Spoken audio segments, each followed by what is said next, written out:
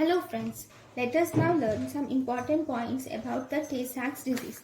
This Tay-Sachs disease is autosomal recessive inherited.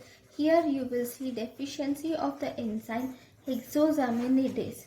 Okay, because of the deficiency of enzyme hexosaminidase A alpha subunit, it results in accumulation of gangliocyte GM2 in ganglion cells.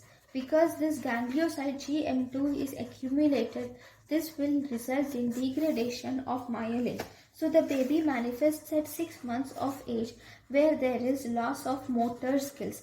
That is, in the motor skills there is apathy, hypotonia, and you will see visual field defects is seen, mental retardation is seen.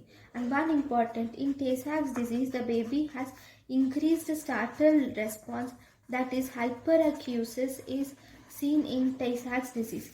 Here the child becomes spastic, blind and demented.